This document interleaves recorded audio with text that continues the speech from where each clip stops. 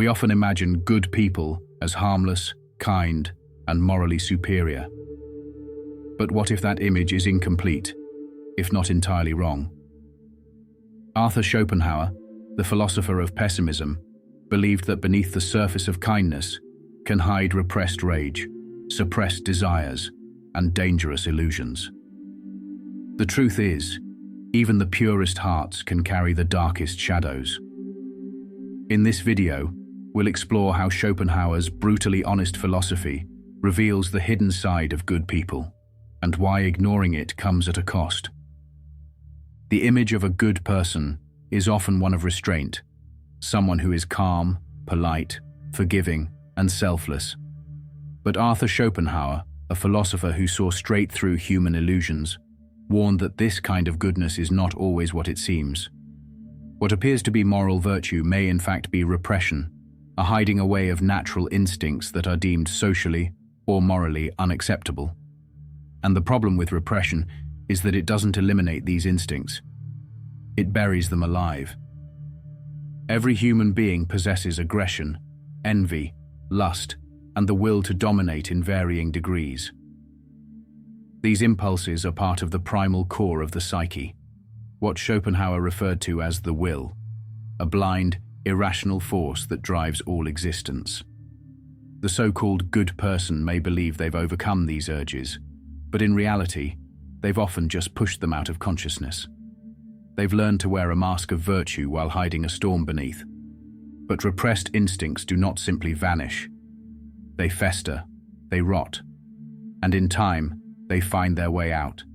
In passive-aggressive behavior, self-sabotage, righteous cruelty, or explosive emotional outbursts. That is the dark irony. Those who try hardest to be good often end up developing the most dangerous shadows. They become ticking time bombs of moral restraint. Think of the kind, generous friend who never says no, who always avoids conflict, and who suppresses their anger again and again.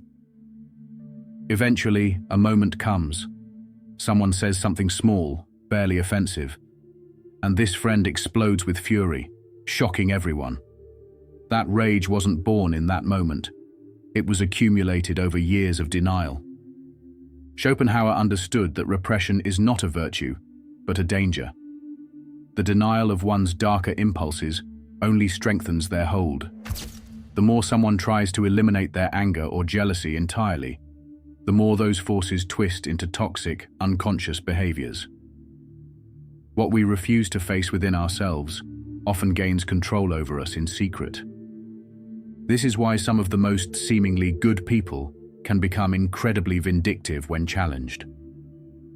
They've worked so hard to craft their identity around being selfless and kind that any suggestion otherwise threatens the very foundation of their ego. They respond not with humility, but with quiet malice. Their goodness becomes brittle, easily shattered, and dangerously defended. And so Schopenhauer invites us to ask, is the good person truly good, or are they simply afraid of their own shadow? If they've never faced their inner cruelty, their selfishness, their will to power, how can they truly claim to be good? Real moral strength, in Schopenhauer's view, requires facing these truths, not hiding them behind polite smiles. What appears to be moral virtue is often little more than a hunger for approval. Schopenhauer believed that at the heart of all human action lies the will, a blind, insatiable force that drives everything we do. And even good deeds, which appear selfless on the surface, can be secretly powered by a will to be admired, validated, or elevated above others. This idea deeply unsettles those who view morality in black and white terms. We're taught to believe that good actions spring from good intentions, and bad actions from selfishness. But Schopenhauer complicates this view by showing us how self-interest disguises itself, especially in those who seem the most virtuous. The truth is, many people don't want to be good. They want to appear good. They crave recognition as a moral person. They want to be praised for their humility, applauded for their compassion, seen as above reproach. This is not goodness. It's image management. It's ego cloaked in virtue. And this is where things turn dark. The desire to appear good often leads people to become manipulators. They perform kindness when others are watching. They donate, not to help, but to be seen donating. They speak softly, not out of genuine gentleness, but to maintain the illusion of sainthood. Behind the scenes, they may gossip, control, or punish those who threaten their moral superiority. This behavior is especially dangerous because it's hard to detect. Unlike overt cruelty or aggression, the will to be perceived as good is wrapped in charm, humility, and social grace. But it creates a subtle hierarchy. These people begin to look down on others who aren't as selfless, as refined, or as enlightened. They judge, not openly, but with condescending smiles and passive disapproval. Their morality becomes a mirror in which they admire themselves. Schopenhauer warned that this need to be morally superior can even lead to cruelty in disguise. The good person might shame others in the name of righteousness. They might enforce rigid rules, not because they care about justice, but because it maintains their position as the moral authority. In extreme cases, they become tyrants of goodness, believing that their cruelty is justified because it serves some greater moral purpose. And yet, they are blind to their own motives. They believe their actions are pure because they've convinced themselves that they are good. They never stop to ask why they need to be seen that way. They never examine the craving for admiration, the fear of moral failure, or the pride in being better than others. This lack of self-awareness makes them dangerous, not because they intend harm, but because they think they're incapable of it. In Schopenhauer's view, this is one of the greatest illusions of all, to believe that your virtue makes you immune to vice. In truth, the desire to be seen as good can be just as corrupting as any selfish impulse, perhaps even more so, because it's hidden beneath layers of social approval and internal denial. Only by questioning why we want to be good, by facing the darker motivations underneath, can we begin to act with true integrity. Until then, much of what we call goodness may be nothing more than a refined mask for the ego's endless hunger to be seen. There is a subtle yet corrosive danger that arises when a person begins to see themselves not just as good, but as better. This is the silent creep of moral superiority, a shadow that often grows unnoticed in those who live with the intention of being virtuous. Arthur Schopenhauer, with his deeply pessimistic view of human nature, warned that the so-called good person can fall into this trap without ever realizing it. And when they do, their goodness transforms from something humble into something prideful, arrogant, and spiritually toxic. Unlike arrogance based on wealth, beauty, or intelligence, moral superiority is far more insidious. It hides behind politeness. It disguises itself as compassion. It wears the mask of humility. But underneath, it is driven by ego, a belief that I am more righteous than others. I live by a higher code. I would never do what they did. And in Schopenhauer's eyes, this kind of ego is not a sign of enlightenment, but of self-deception. This kind of superiority doesn't always express itself in obvious ways. It's not loud or boastful. In fact, it often comes in the form of quiet judgment. The good person may never say they think they're better, but they feel it. They may smile kindly at others while secretly seeing them as less evolved, less disciplined, less enlightened. They see their own kindness as a badge of honor and view the moral failings of others as confirmation of their own elevated status. This inner hierarchy, the invisible moral scoreboard, distorts how they view the world. They begin to divide people not by their humanity, but by their virtue. Those who agree with their values are deemed worthy. Those who fall short, even slightly, are subtly looked down upon. And here's the most dangerous part. Because they believe they are good, They assume their judgments must also be good. They no longer question their own thoughts, because they've placed their conscience beyond suspicion. What begins as genuine morality curdles into moral vanity. Schopenhauer understood that the will to feel superior, to rise above others, is embedded deep in the human psyche. Even in the act of renunciation or self-denial, there can be hidden pride. Some people give up desires not because they are truly detached, but because they want to feel more spiritual, more holy, more elevated. And when this becomes the driving force, the ego has simply changed form. It has not disappeared. It has disguised itself as virtue.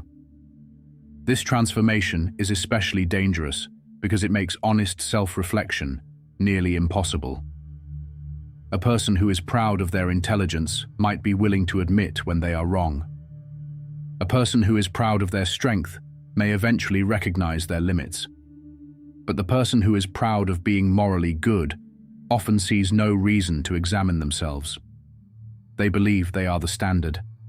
They think, if others lived like I do, the world would be a better place. This mindset can lead to devastating consequences in relationships and communities. The morally superior person becomes inflexible. They cannot forgive easily because they see failure as weakness. They cannot accept difference because they see disagreement as immorality. They cannot grow because they assume they have already arrived. In extreme cases, this mindset becomes oppressive. Parents use it to control their children. Religious leaders use it to shame their followers. Activists use it to silence dissent. In each case, the justification is the same. I am right. I am good. Therefore, anything I do to uphold my values must also be right and good.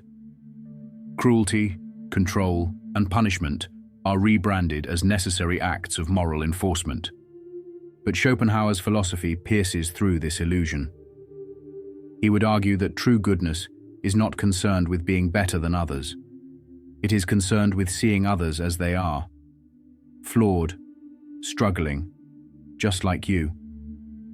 He would say that humility is not pretending to be small, but recognizing that we are all driven by the same irrational forces, the same will, and that moral superiority is simply one more illusion created by the ego to maintain its power. True goodness, then, must be rooted not in pride, but in compassion. Not in feeling superior, but in remembering that no one is immune to failure or temptation. It must be grounded in awareness of one's own darkness, not in the fantasy of purity.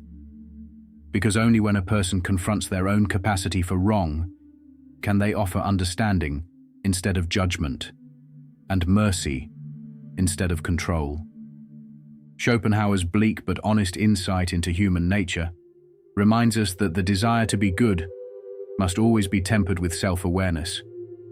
Without that, even the most well-meaning individuals can become self-righteous, blind, and subtly cruel, believing they serve the good, while actually serving only their own inflated sense of self.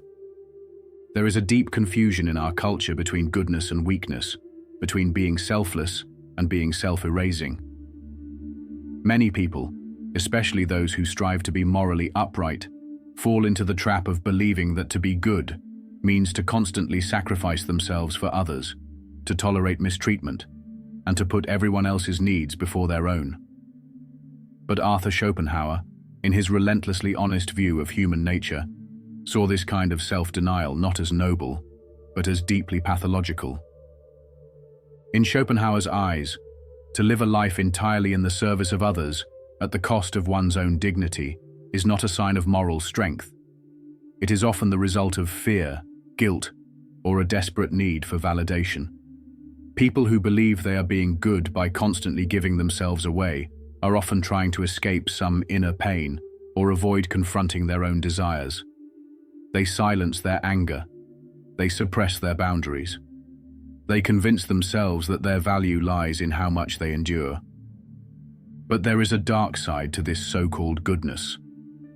When a person becomes a doormat in the name of virtue, when they allow others to walk over them and smile through it, they are not being kind, they are betraying themselves. Schopenhauer would argue that this betrayal is not just harmful, it is self-destructive. It leads to resentment, emotional burnout, and the slow death of the self. This kind of person becomes trapped in a cycle. The more they give, the more they are taken for granted. The more they tolerate, the less they are respected. And yet they continue, because they believe that to stop sacrificing would make them selfish. They confuse having needs with being immoral. They believe that standing up for themselves somehow cancels out their virtue. This mindset is often reinforced by cultural or religious ideas that glorify suffering. In many societies, the image of the good person is tied to martyrdom, to enduring hardship silently, to forgiving endlessly, to putting others first, no matter the cost. But Schopenhauer rejected this idealized view. He saw suffering as something real and raw, not something to be romanticized. To suffer for a cause, or for someone else, might be noble in specific moments. But to live a life of constant self-abandonment is not morality, it is misery. What's worse, this excessive self-sacrifice often creates a perverse kind of pride. The person who suffers constantly may begin to see themselves as spiritually superior, as if their endurance makes them more pure or more righteous than those who refuse to be used. They begin to define their identity by how much they can tolerate. But this isn't goodness, it's martyrdom as ego. It's pain being used to feed a sense of self-worth. Eventually, this leads to bitterness. Even the most self-sacrificing person, if unacknowledged or unappreciated for long enough, begins to rot inside. Their repressed anger bubbles beneath the surface. They might not lash out openly, but their kindness becomes tinged with resentment. They feel owed, they feel unseen, and the very people they tried to please begin to sense that something is off. The mask of endless giving begins to crack. Schopenhauer would say that the root of this problem lies in misunderstanding the nature of morality. To be good does not mean to erase oneself. To be compassionate does not mean to abandon self-respect. A truly good person is not someone who tolerates abuse. They are someone who recognizes the humanity in others and in themselves. They have boundaries, they have needs, and they know that self-sacrifice, if not balanced with self-awareness, becomes self-harm. He might also argue that some people cling to their goodness because they fear the alternative. They are terrified of seeming selfish, aggressive, or flawed, so they swing entirely to the opposite extreme. But this is not balance. This is avoidance. True moral integrity lies not in always saying yes, but in knowing when to say no. It lies in choosing to help others when it is right, not when it is demanded or expected. Moreover, Schopenhauer understood that the world is not kind to those who abandon themselves. In his pessimistic view, life is already full of suffering. To add to it by voluntarily becoming a servant to everyone else's will is to multiply pain unnecessarily. And pain to him was not to be worshipped. It was to be understood, minimized, and navigated with honesty.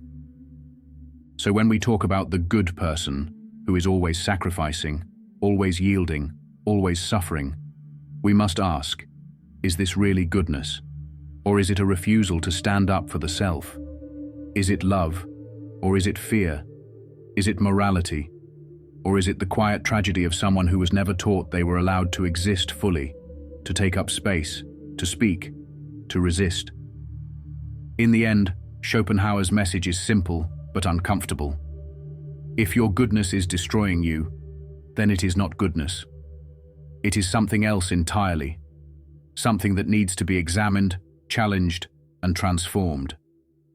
Because you cannot give to others what you've denied in yourself. And a person who sacrifices everything will eventually have nothing left to offer. The most dangerous illusion of all is the belief that we are wholly good. This illusion, so often wrapped in kindness and selflessness, becomes a mask that hides our darker impulses, not just from others, but from ourselves.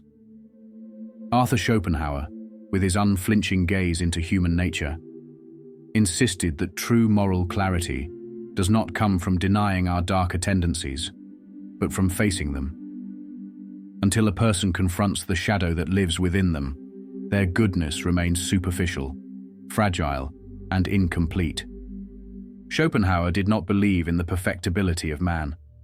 In fact, he considered the human will to be inherently irrational, driven by desire, selfishness, and blind striving. Even the so-called noble deeds, he argued, were often performed under the influence of hidden motives, pride, guilt, fear, or a desperate attempt to construct a meaningful identity in a meaningless world.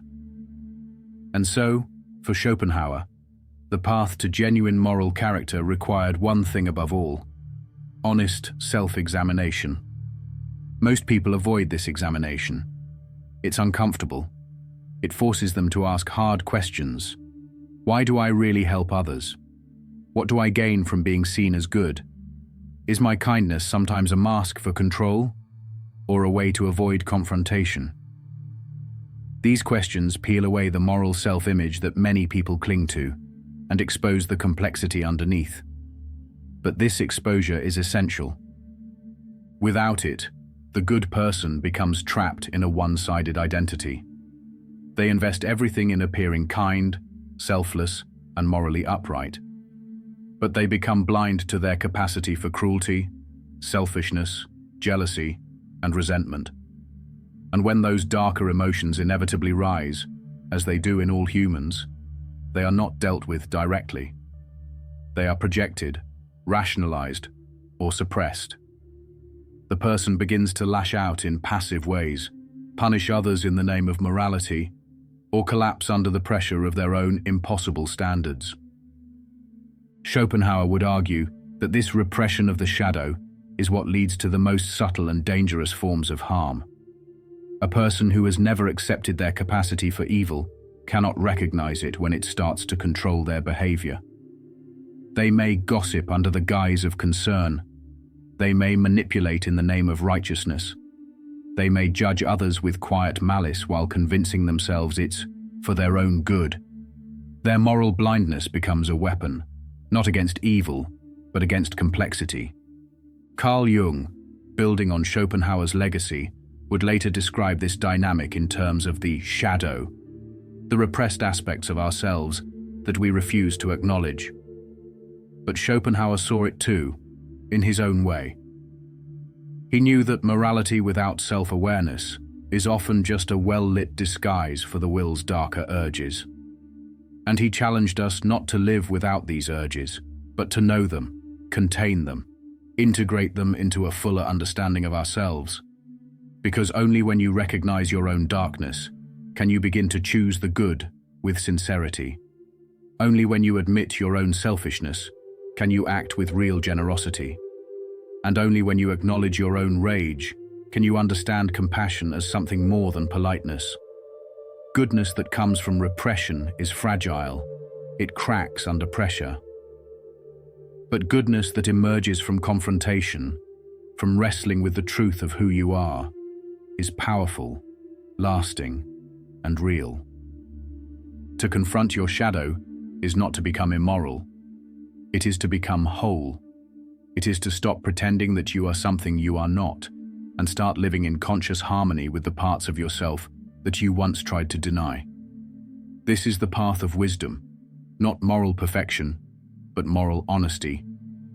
And this honesty demands that we let go of the fantasy of being better than others, that we stop measuring our worth by how cleanly we can suppress our impulses, that we admit that we, like everyone else, are capable of terrible things, and that it is only by facing that truth, rather than hiding from it, that we can begin to act with real integrity. Schopenhauer would argue that the person who has looked into their own soul and seen the chaos there, who has not flinched but accepted it, has a better chance of being truly good than the one who tries endlessly to be perfect. Because they are no longer controlled by the need to appear good. They are not afraid of what they might find within. And so they are able to act with humility, clarity, and depth. In the end, the dark side of good people is not that they are secretly evil. It is that they are often unaware of the very darkness they carry. And until they turn inward, until they stop performing and start reflecting, that darkness will continue to shape their lives in invisible, insidious ways. The true path to goodness, as Schopenhauer saw it, runs not through denial, but through courage. The courage to confront what we are, in all our brokenness, and choose a better way from that place.